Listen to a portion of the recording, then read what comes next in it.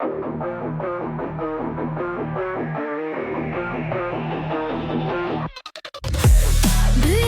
kıçım şilteygi bek, ayaklarım jede turli, kanatlarım yana açış, şunday sallı kıçım cımli.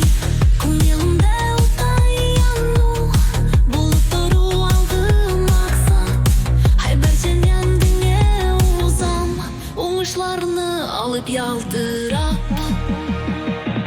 Yuragimda ishili to'lqin, qiyplanolga yo'lni to'g'ri, mening yoshlik kuchli nurdan, bor dunyoni yam-yashili.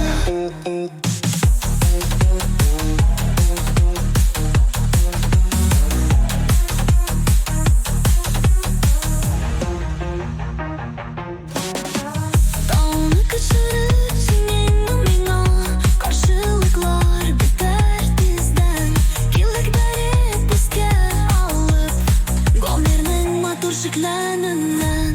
Yurakda kuch to'lgan vaqt, qo'rquvlarga o'rin yo'q, yo'llar osha o'tim botir, muhabbatim yuqori tuk.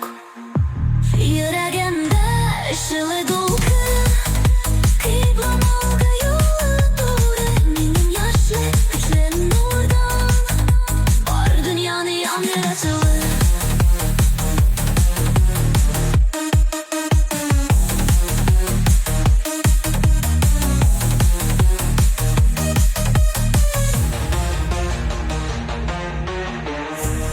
Yuragimda ishili to'lqin,